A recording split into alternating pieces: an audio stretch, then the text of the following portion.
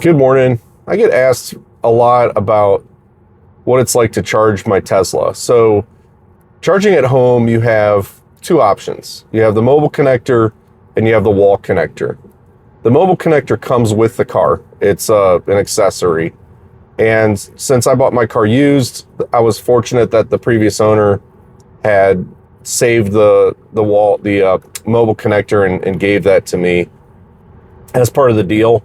It did not have the adapter for charging it off of a dryer, though. It only had the adapter for charging it off a regular wall outlet. And I'm going to tell you, you cannot charge the car off a regular wall outlet. I think that's maybe for trickle charging if you were going to leave the car for several months unattended.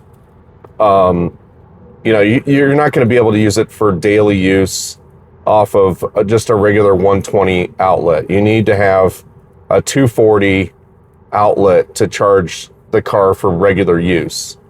And so you can use a dryer, an electric dryer plug outlet. I had to buy it's called a NEMA, N-E-M-A adapter that would fit my dryer plug. And since my dryer plug is in the house, off the kitchen, I had to buy an extension cable to run that cord out closer to my garage door, and then it would reach my car from there. And I also bought a splitter so that I could have my dryer plugged in and my Tesla plugged in at the same time. But you cannot charge them both at the same time. You will trip your circuit. So you cannot run the dryer, at the same time you're charging your car.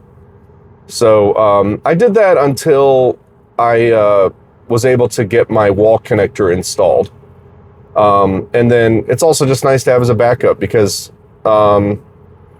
if you have any issues with your wall connector, then you're not stranded from being able to drive your car. And you can take the mobile connector with you on vacations and use it, wherever else. So that's helpful too. But for the wall connector, you're gonna spend about $400 to $500 on that. You can buy it on Amazon. You can buy it through Tesla. There are third-party ones, but I bought a Tesla branded one. It was like $400, and then you need 6-gauge wire, which is pretty thick. And your situation is going to be different than mine, but I needed like 65 feet of it. So I think I bought a 75-foot coil of that, and it was like $200. And then you need some odds and ends with putting that into an outlet with conduit and all of that for your garage. And you might pay somebody to do all this. I did it myself since I've got experience, DIY experience with installing electric circuits in my house. So I was comfortable doing it myself, but please hire a licensed electrician if you're not sure about it.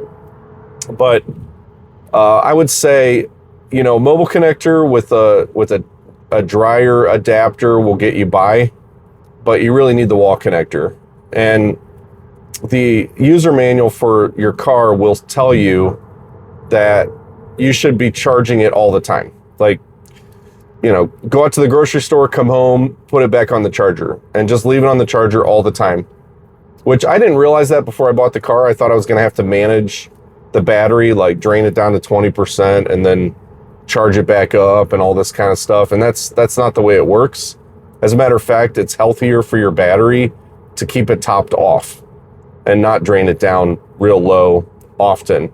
It's also not healthy for your battery to be charged up to 100% and left at 100%. And so they tell you to charge it up to 80% for daily use. And then when you go on a road trip and you stay at a hotel, they will often have a wall connector like the one you install in your house. And again, this is not going to be fast charging. It's not like a supercharger, but it will do about 12 kilowatts an hour. And a kilowatt for me will get me 3.5 miles, something like that. So I think the battery total is like 75 kilowatts for the long range that I have. So if that helps you understand how far you can drive, it takes me about three hours to top off my battery when I come home from work, and it's about a 100-mile round trip. And you don't have to, again, you don't have to top it off to drive it. You know, I will often come home from work, I'll have, 45% battery or 47% battery, and my wife will need to go somewhere and she'll just take it off the charger and leave, and that's totally fine. You don't have to charge it up before you drive it. You don't have to be at 80%, but the user manual says keep it at 80% when you're not driving it. Keep topping it off. So I hope that's helpful. I'll do some more videos on what it's like owning a Tesla, because I've had some interest in that. And if you like this content, please like and follow. And I will talk to you guys later. Thanks.